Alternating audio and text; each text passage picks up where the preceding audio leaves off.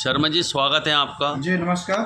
शर्मा जी, कोलिज़म व्यवस्था पर चर्चा हो रही है देश के अंदर जगह जगहों पर, और जो है दिल्ली हाई कोर्ट और सुप्रीम कोर्ट की जो जज नियुक्ति है उस पर बराबर चर्चा हो रही है। क्या कहना चाहते हैं? देखिए, मैं आपको पहले सुप्रीम कोर्ट पर और भारतीय संविधान की जो संबंधित धाराएं हैं, आर्टिकल्स, उस पर प्रकाश डालना चाहता हूं। संविधान के अनुच्छेद 124(1) में यह व्यवस्था है कि एक चीफ जस्टिस के साथ 7 अन्य जजेस रहेंगे। ये शुरुआत की जो संविधान का 1950 में जो अडॉप्ट किया गया है उसमें ये लिखा गया है। उसके बाद समय समय पर जजों की संख्या बढ़ाते गए और आज सुप्रीम कोर्ट में जजों की संख्या है 34 चीफ जस्टिस को लेकर के। और इसमें सुप्रीम कोर्ट के जज कैसे बनते हैं, वो 124 की सब क्लास 3 में दिया हुआ है कि पहली बात वो सिटीजन ऑफ इंडिया होना चाहिए, भारत का नागरिक। दूसरा, 5 साल वो हाई कोर्ट में जज रहा है, या 10 साल एक हाई कोर्ट में प्रैक्टिस करने वाला एडवोकेट हो, या राष्ट्रपति के निगाह में वो बहुत बड़ा विधिवेत्ता है, वो डिस्टिंग्विश्ड जूरिस्ट हो। तो ये जो है लोग सुप्रीम कोर्ट के जज बन सकते हैं। और इसमें कोई जज अगर गलती करता है तो उन पर महाभियोग है, और महाभियोग में संसद 2/3 बहुमत से उनके खिलाफ प्रस्ताव लाएगी, पास होगा तो उनको हटाया जाएगा, और मुकदमा लगाना तो बड़ी दूर की बात है। ऐसे कई मौके आए हैं। जस्टिस के रामास्वामी का था, उनके खिलाफ लाया गया, लेकिन कांग्रेस ने समर्थन किया, फिर वो नहीं उनके खिलाफ पास हो पाया। फिर इसी प्रकार अनुच्छेद 124 सब क्लास 7 में ये व्यवस्था है कि सुप्रीम कोर्ट का कोई जज कहीं प्रैक्टिस रिटायर होने के बाद नहीं कर सकता है। अब सुप्रीम कोर्ट का जुरिस्डिक्शन क्या है, इस पर मैं आपको चर्चा करता हूँ। आर्टिकल 131 है, इसमें वर्जिनल जुरिस्डिक्शन है। वर्जिनल जुरिस्डिक्शन में है कि सेंटर एक तरफ और स्टेट या कई स्टेट अलग, उनमें जो विवाद होगा वो सुप्रीम कोर्ट में सीधे वर्जिनल जुरिस्डिक्शन में जाएगा, या कई स्टेट एक तरफ, कुछ स्टेट दूसरे तरफ, उनके बीच का जो झगड़ा होगा वो सुप्रीम कोर्ट में सीधे अपना वर्जिनल जुरिस्डिक्शन में जाएगा। फिर आता है आर्टिकल 132। 132 में ये है, उसमें सिविल क्रिमिनल कोई भी फैसला हो, डिक्री भी हो, लेकिन अगर हाई कोर्ट का जज ये सर्टिफिकेट देंगे कि इसमें substantial question of law, interpretation of constitution है, तब जाकर के 132 के अंतर्गत वो मुकदमा आएगा। लेकिन दूसरा क्लास 133 है, उसमें अगर क्रिमिनल मैटर में ये अपना हाई कोर्ट के जज ये सर्टिफिकेट देते हैं कि ये substantial question of law general public important के हैं सिविल और क्रिमिनल में, तब जा कर के वो अपना सुप्रीम कोर्ट में वो आएगा डायरेक्ट अपील में। इसके बाद में आपका क्रिमिनल मैटर, सिर्फ क्रिमिनल मैटर में अगर उसमें क्या कहते हैं, सेशन में वो अपना सजा हो गया हो और हाई कोर्ट ने बरी कर दिया है, तो उस एक्विटल के खिलाफ स्टेट आ जाएगी। ऐसे ही उल्टा जो है, अगर इसमें उसमें बरी हो गए, यहाँ सजा हो गया, या वहाँ पर सजा हो गया, यहाँ बरी हो गए, तो जो संबंधित पक्षकार है वो सीधे इसमें 134 में आ जाएगी। बाकी क्वेश्चन के लिए, बाकी मामलों के लिए आर्टिकल 136 है, जिसमें स्पेशल लीव पिटीशन होता है। उसमें भी अगर जनरल पब्लिक इम्पोर्टेंस का क्वेश्चन ऑफ लॉ है तो वो सुप्रीम कोर्ट सुनेगी। तो ये तो रहा जुरिस्डिक्शन उसका। फिर इसके बाद में 143 में सुप्रीम कोर्ट से भारत के जो राष्ट्रपति हैं वो सलाह ले सकते हैं किसी मामले में लेकर के, उसके 143 के अंतर्गत अपना आता है। उसके बाद में चैप्टर 5 जो है आता है हाई कोर्ट का कंसेप्ट दिया गया है, जिसमें आर्टिकल 214 में ये लिखा है कि there shall be a high court in each state, हर राज्य में एक हाई कोर्ट होगा।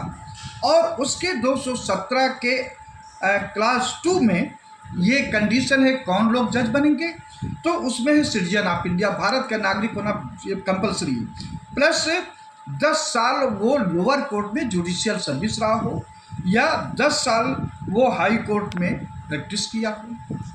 फिर उसमें और भी है सब क्लास कि जुडिशियल ऑफिसर किसी भी विभाग में रहा है तो भी वो हो जाएगा, ट्रिब्यूनल में भी काम किया हो तो भी वो अपना हाई कोर्ट जज बन जाएगा। अब जो आज चर्चा का विषय है कोलेजियम, संविधान में चाहे अब तक जितने संशोधन हुए हैं उसमें या मूल संविधान में कहीं भी कोलेजियम व्यवस्था की बात नहीं कही गई है। ये तो जो है 1993 में जस्टिस JS वर्मा का बेंच था, उसमें लोग PIL ला करके अपना, हम तो समझते हैं कि इसमें नेक्सस था जो उस समय पिटीशन लाया गया था कि ये चर्चा हुई थी। थोड़ा इस पर देखें, आपको थोड़ा मंडल कमीशन पे ले जाते हैं।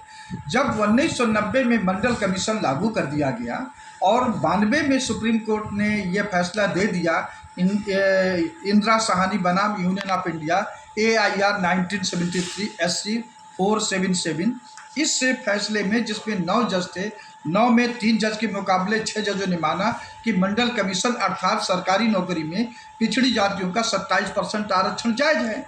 तब जा करके, क्योंकि जब सरकारी नौकरी की बात आएगी, पब्लिक स्टेट राज्य सरकार, तो आर्टिकल 12 में ये डिफाइंड है कि चाहे पार्लियामेंट हो या लेजिस्लेटिव हो या हाई कोर्ट है या सुप्रीम कोर्ट है, राज्यों के अंदर कॉरपोरेशन है, सेंटर के अंदर कॉरपोरेशन है, ये सभी स्टेट हैं, राज्य हैं।